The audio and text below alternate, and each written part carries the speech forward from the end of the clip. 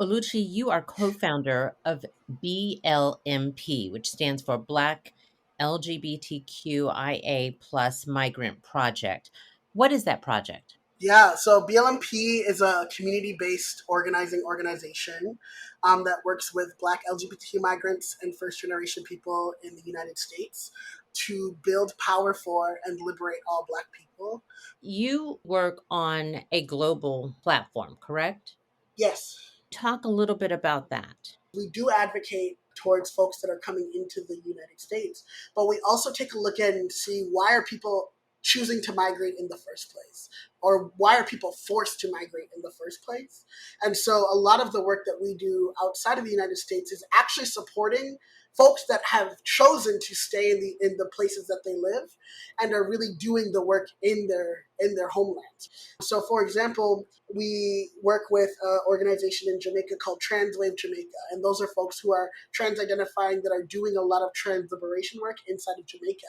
There's an organization in Nigeria that we were able to visit called Tears, and also Where, which are two LGBTQ orgs in Nigeria. We work in Honduras. One of our Garifuna organizers works with folks that are in Honduras on behalf of Garifuna people. We also are doing some work at the US-Mexico border in San Diego to help folks who are seeking asylum in the San Diego-Tijuana border. I recently met Pepe, who is the co-founder of an organization in Uganda called Sexual Minorities Uganda, or SMUG. And so we've been communicating about what can we do. We created press statements on behalf of BLMP for SMUG.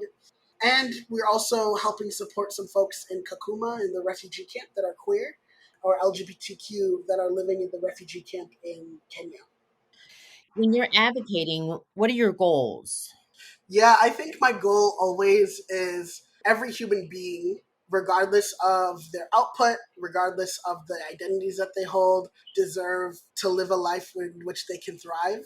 They can live a life in which they feel safe, and they can self-determine their own lives. We are told that we are less than when we can't walk down the street and express ourselves in different ways. Redlining is a very easy way of seeing that we are told that we cannot live in these communities. And so my goal and my North Star anytime that I'm organizing is what is the most equitable and inclusive way that we can be in community with each other. And what that is going to require is that people that have been and are continually comfortable have to give up some of their comfort so that other people can be comfortable. You are the 2023 commencement speaker for Antioch College. What cautions would you share with these new graduates? The world that we dream of is not only possible but inevitable, but it's going to take a lot of work to get there. And you do not have to concede in order to get to that world. And what are the strategic points that we have to incrementally move forward in order to get to the world that we all want to be in. And so when we're seeing things that are happening that are like, actually this does not sound like the values that I hold for humanity and for human beings and autonomy, how are we able to speak voices, even if it's not our fight to fight? Even if it's like, I'm not LGBTQ, but I still care about people. How are we advocating for those people, even if it's not within our identity?